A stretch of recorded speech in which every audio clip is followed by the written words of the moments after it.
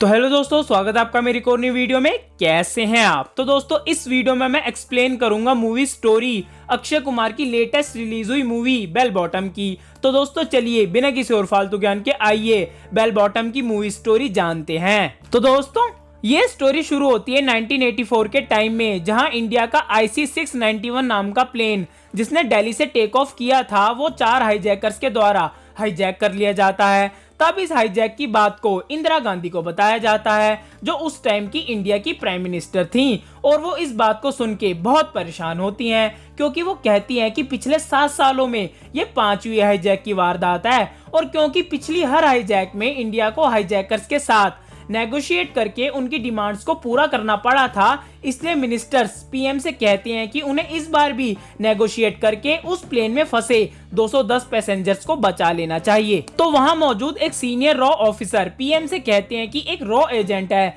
जो इस हाईजैक के केस में हमारी मदद कर सकता है, और उस रॉ एजेंट का कोड नेम होता है बेल बॉटम। तब स्टोरी जाती है उस बेल बॉटम कोड नेम वाले रॉ एजेंट के पास्ट में, जहां उसका रियल नेम होता है अंशुल मल्होत्रा, जो अपनी वाइफ और अपनी माँ के साथ एक खुशहाल जिंदगी बिता रहा होता है। और एक दिन अंशुल की माँ अपने दूसरे बेटे जो कि लंदन में रहता है उससे मिलने के लिए लंदन जाती है, लेकिन जिस प्लेन से वो लंदन जा रही होती हैं वो प्लेन हाईजैकर्स के द्वारा हाईजैक कर लिया जाता है। और क्योंकि अंशुल की माँ को अस्थमा की बीमारी होती है, इसलिए उनको प्लेन में अपने एयर पंप की जरूरत होती है जो उनके बैग में पड़ा होता है, लेकिन हाईजैकर्स उनको उनका पंप नहीं लेने देते और उनको खींच कर ले जाते हैं और प्लेन के एक कोने में डाल के उनके ऊपर भारी भारी कंबल फेंक देते हैं, जिसकी वजह से उनका दम घुट जाता है और वो मर जाती हैं। तब उन हाईजैकर्स के साथ नेगोशिएशन कर लिया जाता है और सारे पैसेंजर सही सलामत बच जाते हैं, लेकिन बस अंशुल को उसकी माँ की लाश मिलती है।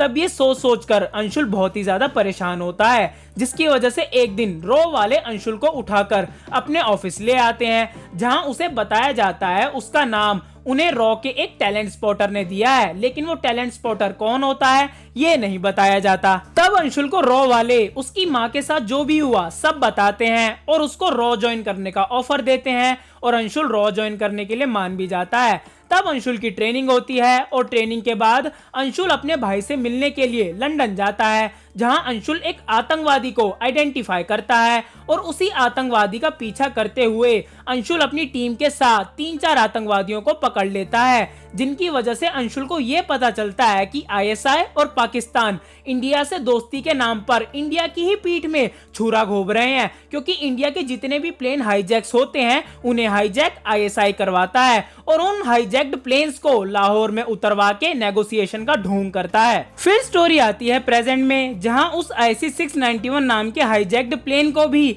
लाहौर पाकिस्तान में ही लैंड करवाया जाता है, पर क्योंकि इस बार prime minister Indira Gandhi bell bottom यानी अंशुल पर भरोसा करके नेगोशिएशन करने से मना कर देती हैं, इसलिए हाईजैकर्स उस प्लेन को लाहौर से दुबई ले जाते हैं। तब अंशुल अपनी टीम और मिनिस्टर ऑफ एक्सटर्नल अफेयर्स और मिनिस्टर ऑफ सिविल एविएशन के साथ दुबई एयरपोर्ट जाते हैं, जहां उनकी मदद दुबई एयरपोर्ट पे काम कर रही इंडिया की एक एजेंट करती है, और दुबई एयरपोर्ट पे ISI का चीफ भी पहुंचता है जो दूर से सारी सिचुएशन को देख रहा होता है। तब दुबई गवर्नमेंट के एक सीनियर ऑफिसर अंशुल के साथ आए इंडियन मिनिस्टर से मिलने आते हैं, जहां इंडियन मिनिस्टर्स उस ऑफिसर से कहते हैं कि वो अपने 2 डिप्लोमेट्स को प्लेन में भेज के अपने पैसेंजर्स की कंडीशन को देखना चाहते हैं। तब वो ऑफिसर हाईजैकर से बात करते हैं और हाईजैकर्स इस बात के लिए मान जाते हैं, लेकिन जब अंशुल अपनी टीम के 2 बंदों को डिप्लोमेट्स बना के भेजता है तो हाईजैकर सिर्फ एक ही बंदे को प्लेन में आने के लिए कहते हैं,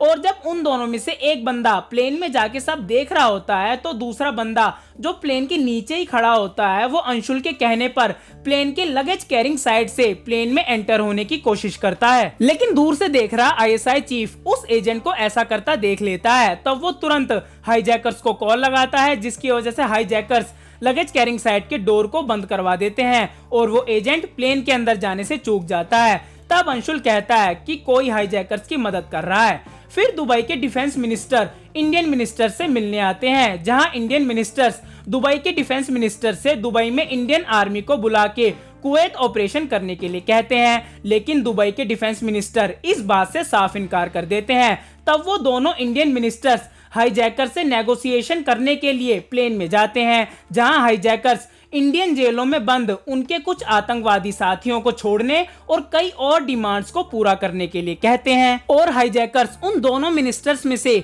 एक मिनिस्टर को बाकी पैसेंजर्स के साथ हॉस्टेज बना लेते हैं और दूसरे मिनिस्टर को जाने देते हैं, जिससे उनकी डिमांड्स पूरी हो सके। और जब उनकी डिमांड्स के हिसाब से उनके साथी आतंकवादियों को इंडियन जेलों से दुबई लाया जाता है, तब अंशुल कहता है कि अब वो और कुछ भी नहीं कर सकता। लेकिन अंशुल ने पहले से ही एक बैकअप प्लान बना रखा होता है, जिसके अकॉर्डिंग अंशुल पहले तो उस ईगल आई को पकड़ता है जो बाहर से उन हाईजैकर्स की मदद कर रहा होता है। और वो धोखेबाज और कोई नहीं, दुबई एयरपोर्ट पे काम कर रही वही इंडियन एजेंट होती है जो आईएसआई के चीफ को सारी बात बताती थी, और वो आईएसआई चीफ उन हाईजैकर्स की मदद करता था। तब अंशुल उस धोखेबाज इंडियन एजेंट को बाथरूम के एक कोने में बांध देता है। फिर वो अपनी टीम के साथ 5:30 बजने तक का वेट करता है, क्योंकि दुबई की वेदर रिपोर्ट के हिसाब से अंशुल ये जानता था कि एयरपोर्ट पर 5:30 बजे एक रेतीला तूफान आएगा। और क्योंकि वो हाईजैकर्स भी उस हाईजैक्ड प्लेन से अपने आतंकवादी साथियों और कुछ पैसेंजर्स को लेके उनकी डिमांड के हिसाब से मंगवाए